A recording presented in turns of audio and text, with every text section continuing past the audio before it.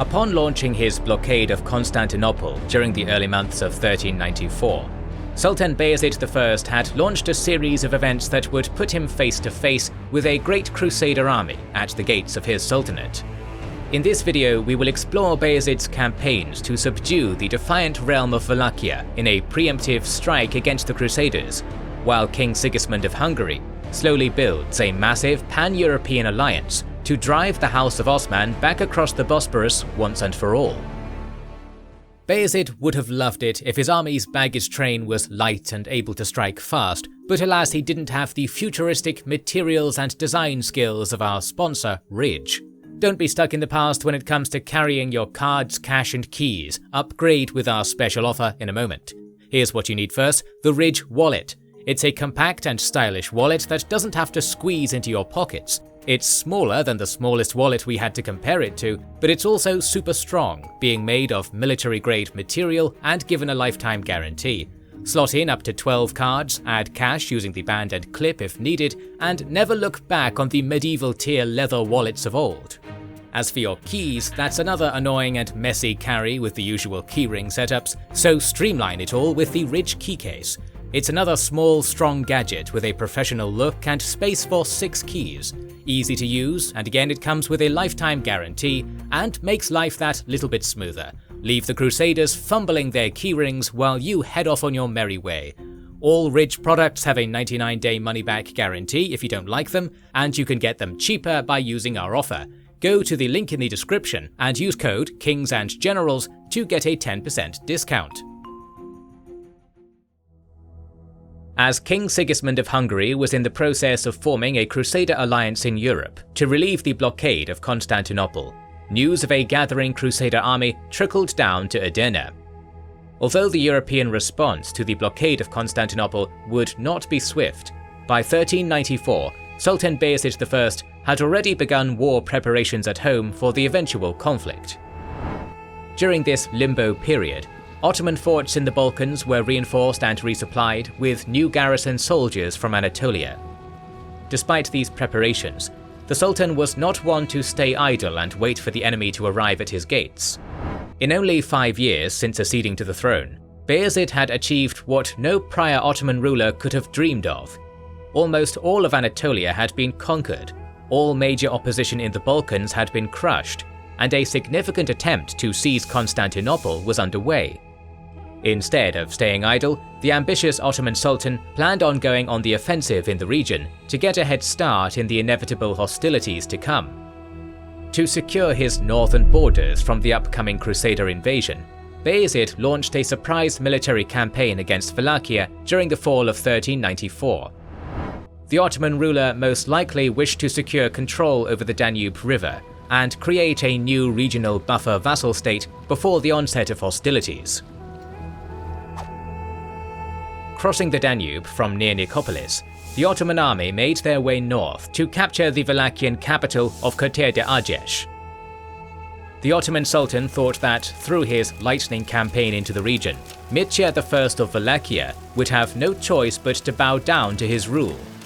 However, after a few days of raiding and burning the countryside alongside the Danube, no response came from the Wallachian voivode. It was only after Bayezid began his forced march into the forested interior of the region that he would be met with the first signs of local resistance. As he knew he did not have the men or resources to stand up to the Ottomans head-on, Mircea employed his Wallachian skirmishers to conduct guerrilla operations against the numerically superior invaders. For an entire week, the Ottoman host was harassed by Wallachian hit-and-run attacks, while they marched through the unfamiliar lands. Exhausted from the forced march and sustaining heavy losses, the Ottoman army made camp near the Argesh River. Refusing to let the Muslim invaders catch a breath, on the night of October 10, 1394, Mircea ordered a surprise ambush. Masked underneath the Wallachian forest, the resilient voivode, much to the surprise of Bayezid, descended upon the main Ottoman camp.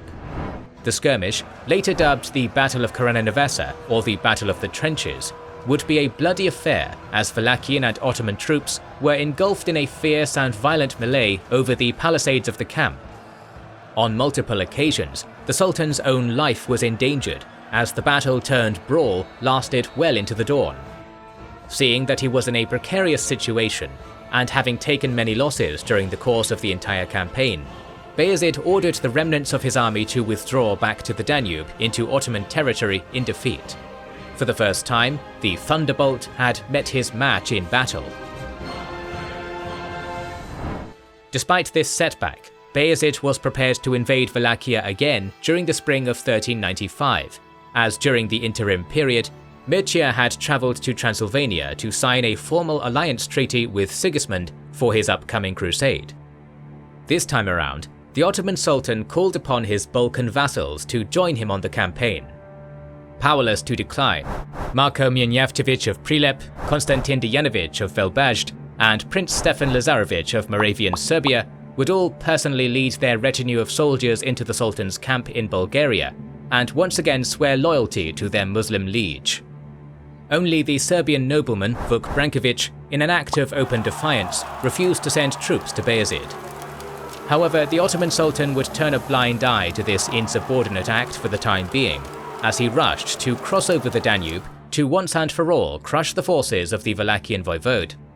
This time, the Sultan invaded the country from the west through the lands of his vassal, the Tsardom of Vidin. The Wallachian skirmishers once again employed guerrilla warfare on Bayezid's army as they marched on the royal capital of Kurtia de Argesh. Perhaps due to the guerrilla campaign being less effective this time around, Mircea would proceed to form a great Wallachian army to fend off Bayezid.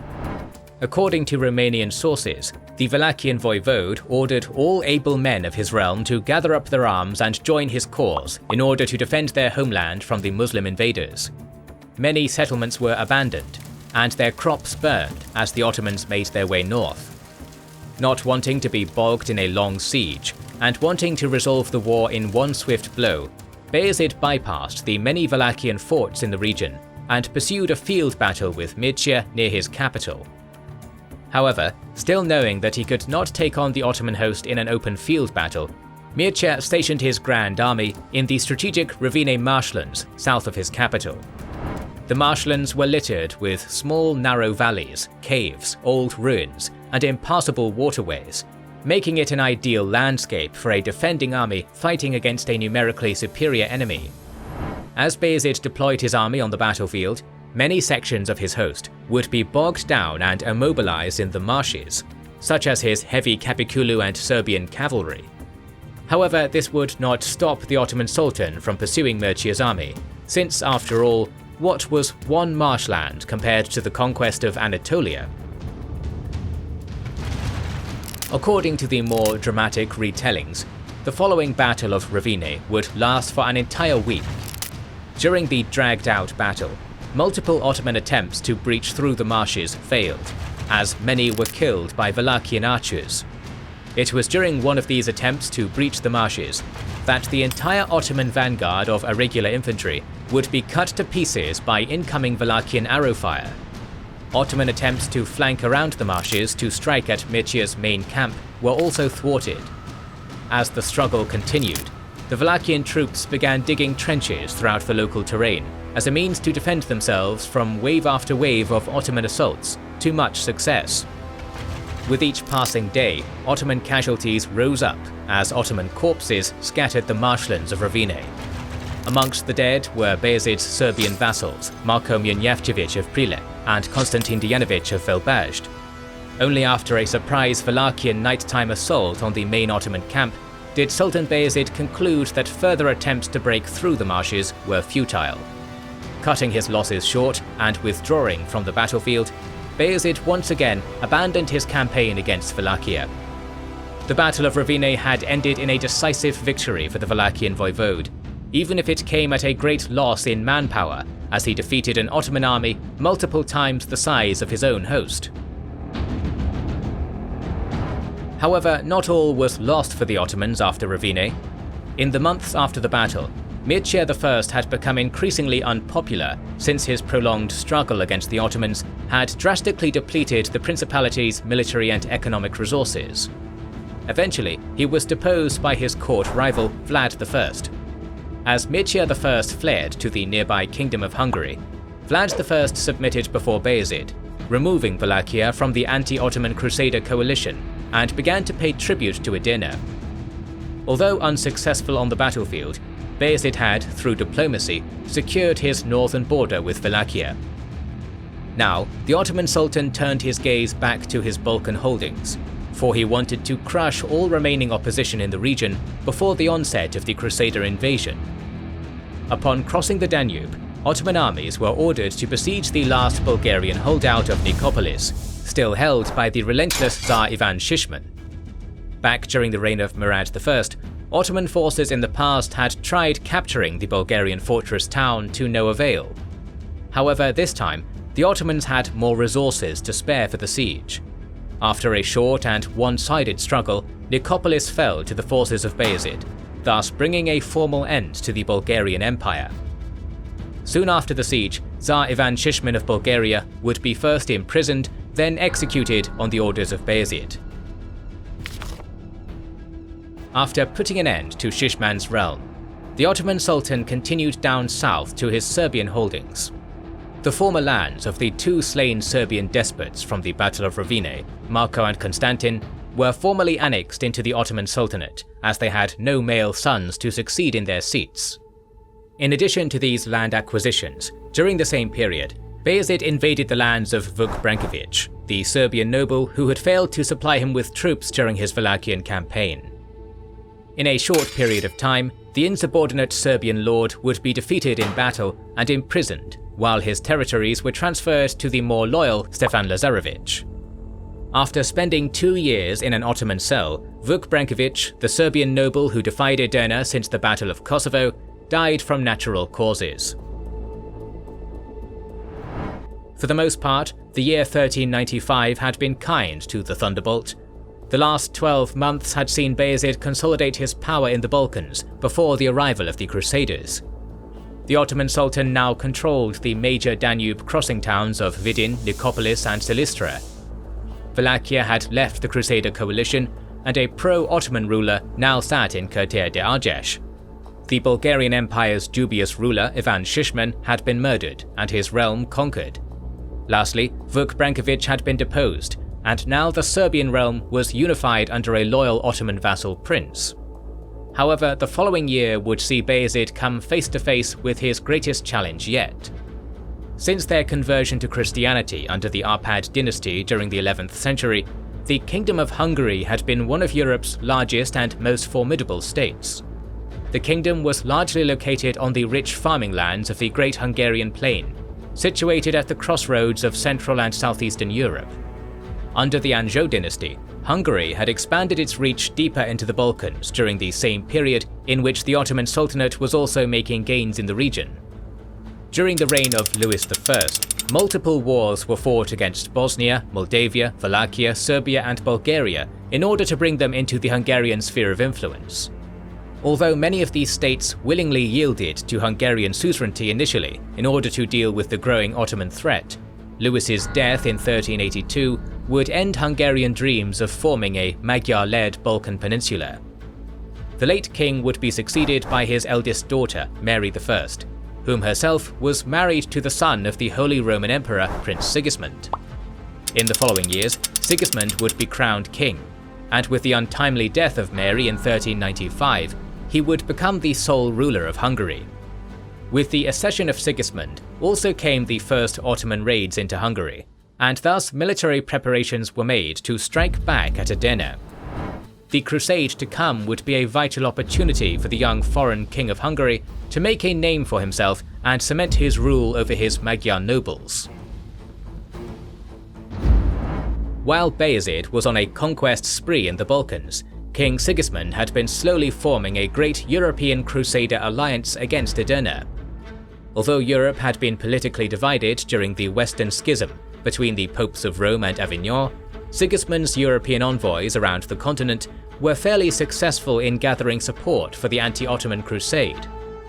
Benefiting from the temporary cessation of hostilities between France and England during the 100 Years' War, the Hungarian king had managed to get favourable responses from the two nations to join his coalition. Also, surprisingly the most powerful man amongst the French nobility, Philippe II of Burgundy, would opt in to become the principal financier of the crusade, raising over 700,000 francs for the Hungarian king. Most likely, the Burgundian ruler saw Sigismund's anti-Ottoman crusade as an opportunity to demonstrate his duchy's newfound power, which had been won in the recent Anglo-French conflict. Philippe's son, John of Navarre, and many other prominent Franco-Burgundian nobles, such as Philippe of Artois, Enguerrand de Coucy, Jean de Vienne, Jean de Carouge, and their personal retinues, would all join the upcoming crusade. Meanwhile, the Italian merchant republics of Venice and Genoa, wishing to protect their lucrative trade routes and outposts in the Mediterranean and Black Sea regions from the rising Ottoman threat, would also join in the forming Hungarian-led coalition. Along with Constantinople, the Genoese colony of Galata had also been blockaded by Bayezid, an affront that would see the two rival Italian republics, in an uncommon occurrence, unite under the same crusading banner. The Knights Hospitaller of Rhodes, known for their piracy in the Aegean Sea, would also answer Sigismund's call against Bayezid, as they had been in open conflict with the Ottomans since the Battle of Kosovo 7 years prior. With the naval powers of Venice, Genoa, and the Knights Hospitaller all raising their banners against Edena, Bayezid was now faced with the threat of Crusader warships bearing down on his coastal territories. The Ottoman navy was still in its infancy during this era, which meant it could not effectively counter the more sophisticated warships of Europe. King Sigismund's acquisition of European allies would not stop there. Even though he had recently been expelled from his country during the aftermath of the Battle of Rovine, Mircea I of Wallachia still commanded a sizable loyal host, numbering around a few thousand soldiers. The Wallachian ruler, perhaps in an attempt to regain his throne and garner Hungarian support to his claim, would join the anti-Ottoman crusade. Lastly, smaller contingents from Bohemia, the Teutonic Knights, the Holy Roman Empire, Naples, Aragon, Castile, Portugal, Navarre, the Swiss Confederacy, Savoy, Moldavia, Poland, and Croatia would also pledge their support to Sigismund. With a total crusading force numbering around 15,000 to 25,000 strong, converging on the Hungarian city of Buda, enthusiasm around Europe for the upcoming crusade was high. Indeed, rarely throughout the Middle Ages had the kingdoms of Europe been so united against a common enemy, and the Ottomans were about to face perhaps their toughest foe yet. The Battle of Nicopolis was soon to come. To ensure you don't miss our video on that battle, subscribe and press the bell button. Please consider liking, subscribing, commenting and sharing, it helps immensely. Recently, we've started releasing weekly Patreon and YouTube member exclusive content. Consider joining their ranks via the link in the description or button under the video to watch these weekly videos, learn about our schedule, get early access to our videos, access our private Discord, and much more. This is the Kings and Generals channel, and we will catch you on the next one.